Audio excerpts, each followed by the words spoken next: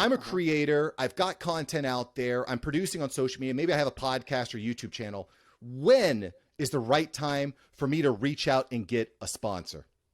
Oh, that's a good question. All right. So we're imagining this scenario. You're a creator. You got content. You're doing stuff. You're putting it out there.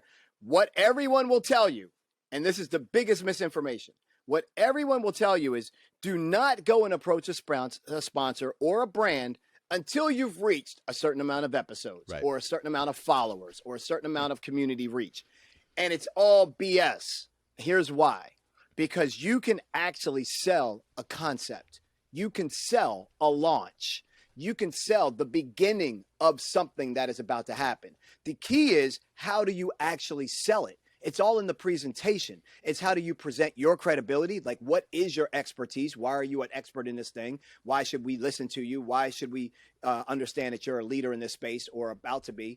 And how does that expertise transfer itself into this opportunity that you're presenting? So let's just say you got a podcast idea, but you got no podcast yet. But you know what it is that you want to do. You may have even done an episode 0 where you just kind of talked about what it's going to be about.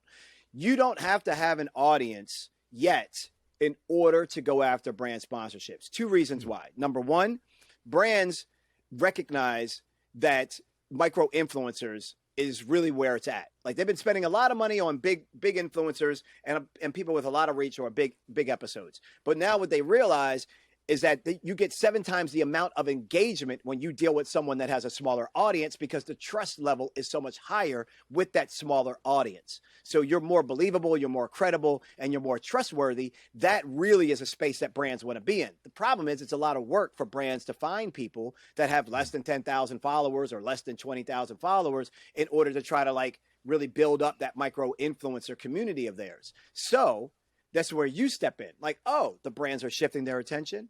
The marketers are shifting their attention. 75% of them are now spending money on micro influencers. These are people under 10K in following.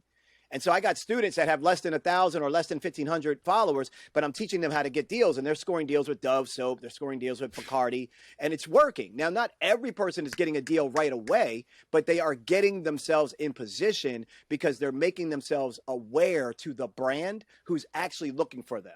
I'll pause here, but the biggest challenge that you need to understand, you the person with this dream, this idea, this vision that you have, is that the brands, the corporations need to get to your community, and you're the bridge in between that.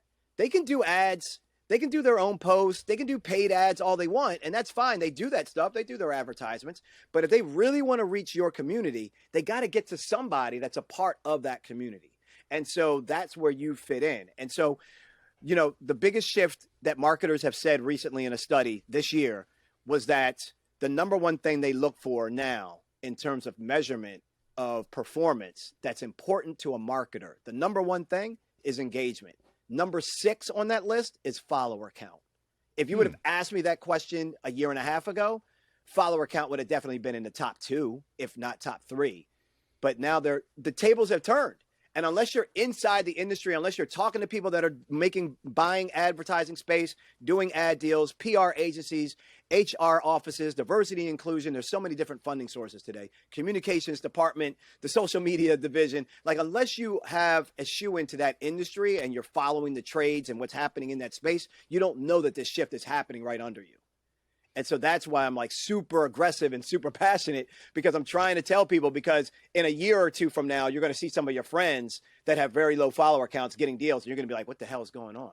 Like, why are they getting these deals?